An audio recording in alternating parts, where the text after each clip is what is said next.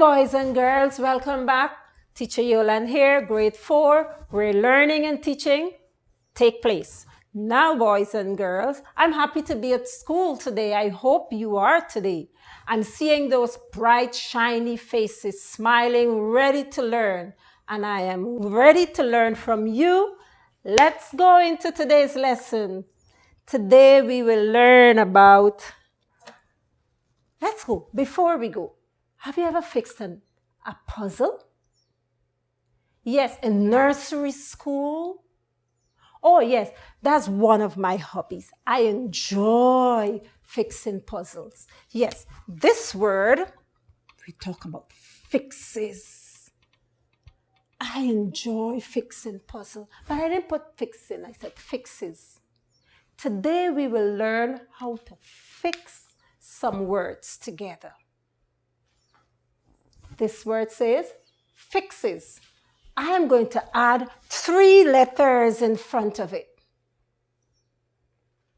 3 letters. Let's go. P, R.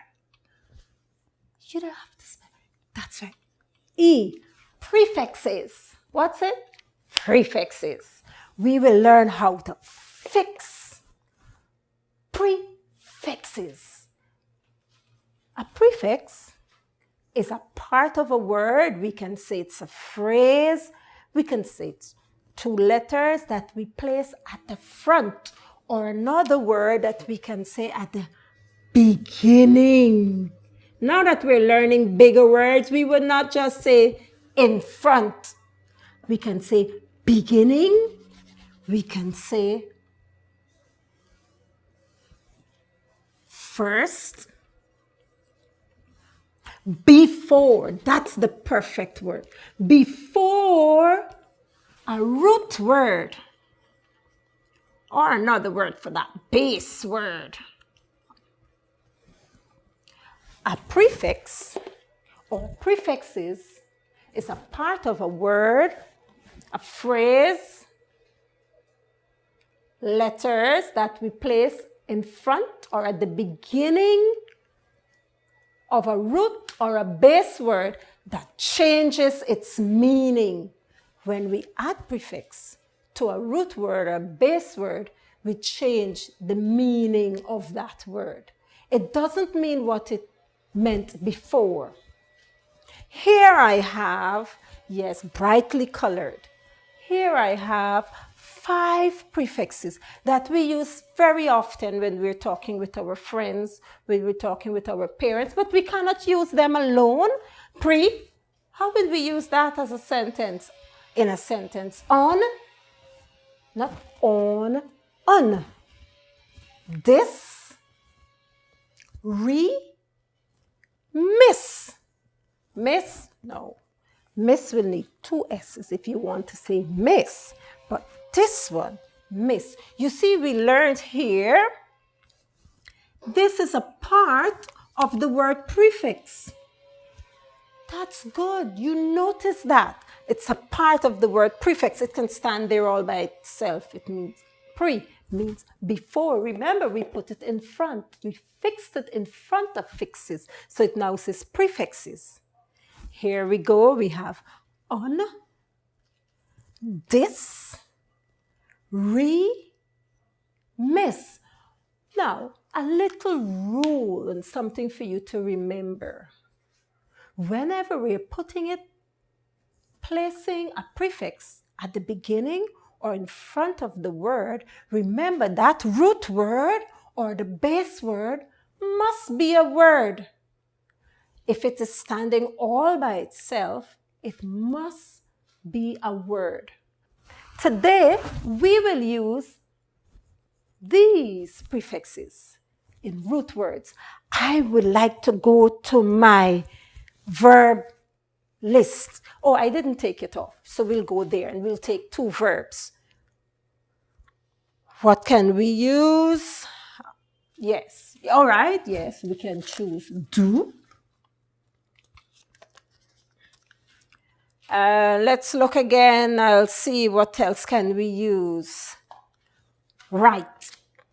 That's a verb that we can use.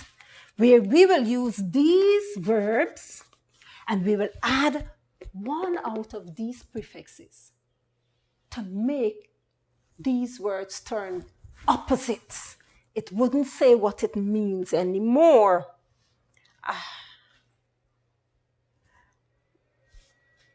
Let's go. Ready? Set, go. Let's go. Now we will choose one prefix from here to add to the verb to change do. Do, we want to change it to the opposite. Which prefix can we use? This do? Oh, how can we this do? All right, that's right. Let's try this one. Undo. Yes, it means that it was done. And now we add on in front. It's the opposite. Undo. So we change this root word. Remember, the root word has to stand by itself. And if we move it, we can still say do. And if we add the prefix, it changes the meaning to undo. Right in front there. Now we have right. Unright, they don't go together. How can we make the opposite of right? W-R-I-T-E, action. Pre-write, yes, we can say before. Now let's try rewrite. So we have write. I can say, I can write you a letter. But when I wrote the letter, it didn't sound right. So I decided I can what? Rewrite that letter. I did it, yes, I did it twice. This time, I took my time and I rewrite the letter. Undo my homework. Let's think about some root words that we can add. We have 3 more prefixes here that we would like to use. But I don't have a root word. Remember, the root word or the base word must stand alone. We can read it all by itself. So let's try. Oh, yes, he said that he can behave himself. But his friend who lives next door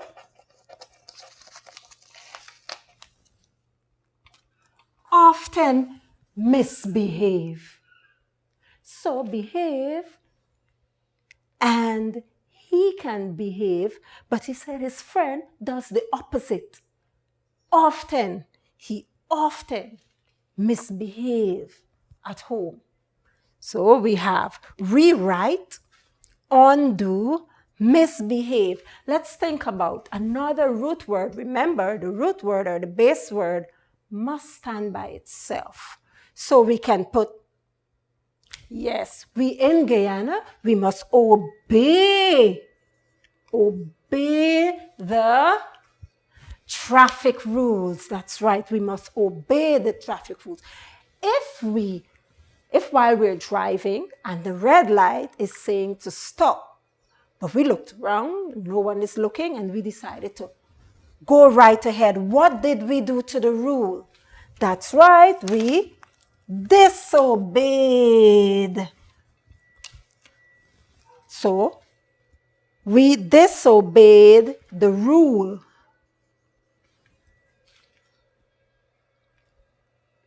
We have one more to go. Prefixes. So you said, teacher, it's not right. We don't have to do that one. We already used it there.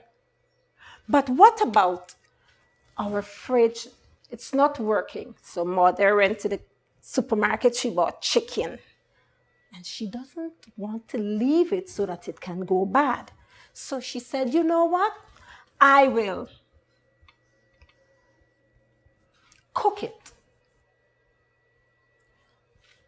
for tomorrow lunch. So I will cook it for tomorrow lunch, but it's not fully cooked. I will, because it's not complete. and I'll do it before. So I'll do it before tomorrow. So what did mother do? Mother pre-cooked the meal. She pre-cooked the chicken. Let's go back and read our root words and then add our prefixes to make them opposite. Cooked, pre-cooked means we cooked it before. Pre means before. Just like in prefixes, we add prefixes before the root word or at the beginning of the root word or at the front of the root word. That's right. Let's go. Write. Rewrite means to when we see the prefix re, means to do over. Rerun. Rewrite. We can also redo, undo. We learned that it is always right to behave. When we do not behave, it is said that we can disobey. No, we have misbehaved. So I like to add the D, misbehaved. When we leave behave, it can stand by itself and we can add miss and change it to the opposite. Now let's go to the last one. We obeyed the rule by stopping at the traffic light when it says red, but we disobeyed it. Instead of stopping, we went right ahead. Remember, boys and girls, a prefix is a phrase or letters that are placed at the beginning or the front of a root word that changes the root or the base word to the opposite. After this lesson, remember to complete your activity sheet and give it to your parents so that they will take it to the school so it can be marked. Boys and girls, I'm excited for our next lesson. See you. Bye. Stay tuned for the next lesson, boys and girls.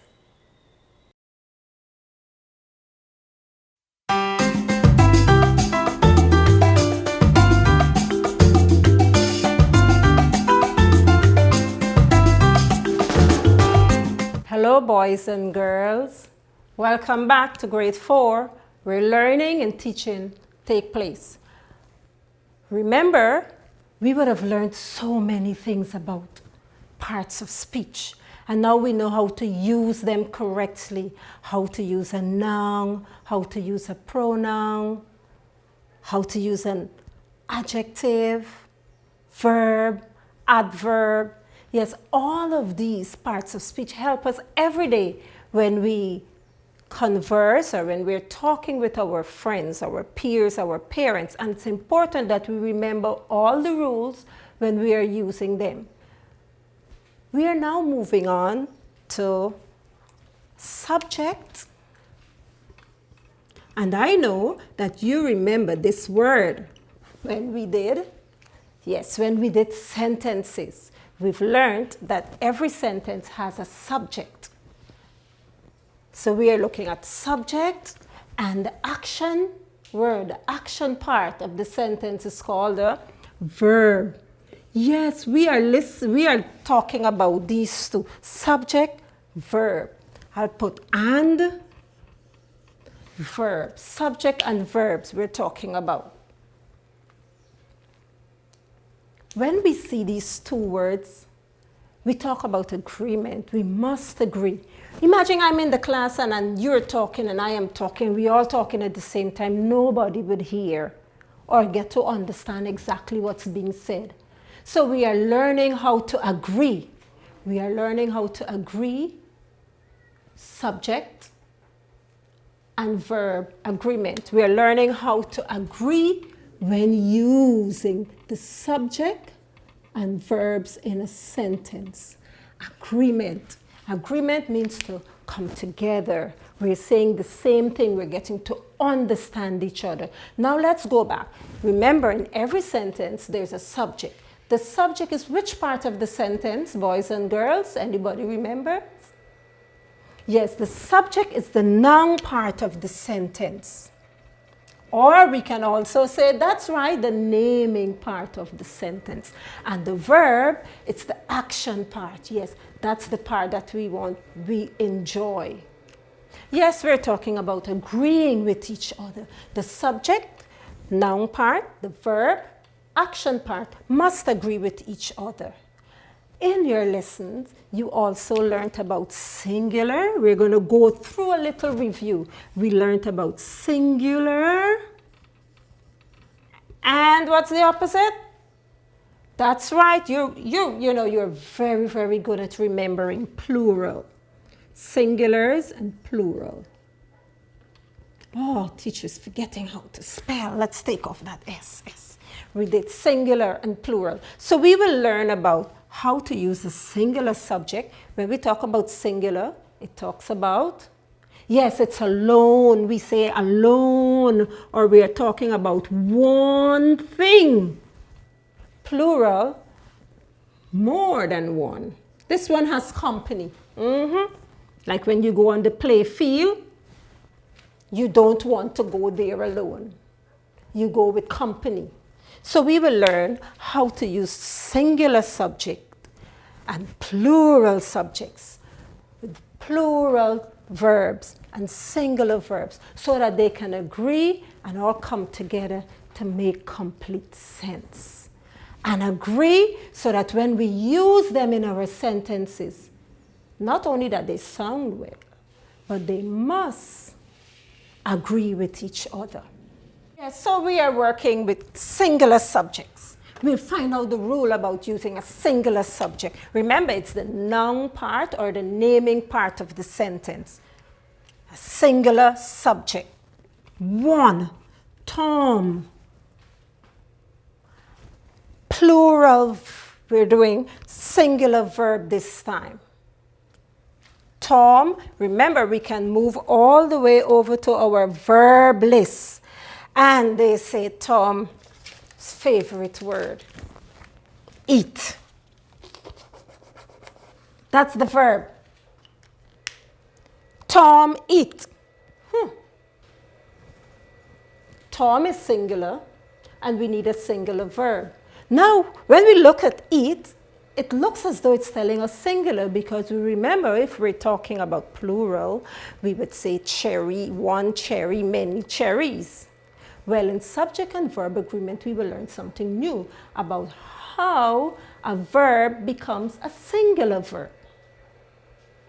Yes, singular verbs end with S. That's a secret and a rule that you must remember. In subject and verb agreement, a singular verb must take a singular noun. Or we'll start, a singular noun must have a singular verb. To make a verb singular, we have to add company to it. So the company that we add to it, it's the letter S. So now what would it read? Tom eats. Now, yes, that's right. It sounds correct now. Tom eats. To make a singular verb, we add the letter S. The singular verb ends with the letter S. Let's repeat that. A singular verb ends with the letter S. Let's choose one from our verb list. Another one. So we have run. To make it singular, what do? Add S. But what did we also learn about plural verbs? Yes. Let's read what it says together. A plural verb does not end with the letter S. Together, a plural verb does not end with the letter S. So, now that we know that rule, we can use these. We have another word from our verb list. This time it has no company. So because it has no company and it's an action word, we do not add S. It already tells us, I have company, I don't need anyone else. We can also use come.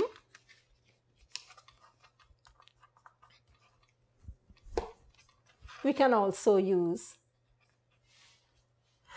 drink. That's right.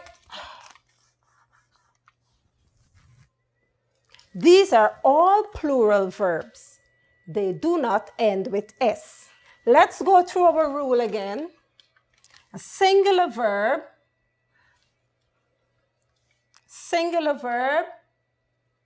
end with the letter S. Plural verbs, yes, that's right, they never end with the letter S. Now that we've learned those two things, we'll go back to subject and verb agreement. It says, the subject of a sentence must agree with the verb. So a singular subject must take a singular verb. That's right. What do we add at the end of that verb to make it singular?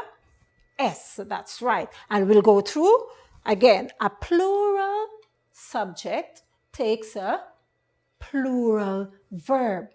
Now that we know that, we have some words, some verbs on the board. Let's make some sentences with it.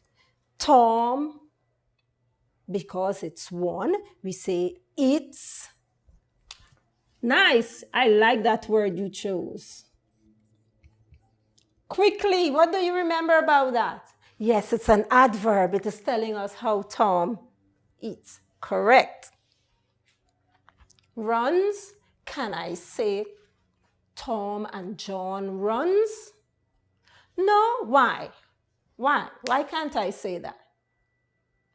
Because it's two persons and it's plural. It's a plural subject. So we cannot use a singular verb with plural subject. But we can say she runs. Across here we have swim. Let me take this off so it doesn't confuse us. We're working on our singular part now, our plural part. Let's go. These are these verbs, swim and drink. They're standing alone. We do not have to add S because we are keeping them as plural. So we will have to use a plural subject, meaning it's not alone, it has to be more than one. So let's go. Let's go. Who's going to be first? We. Yes, we swim every day. And our last one.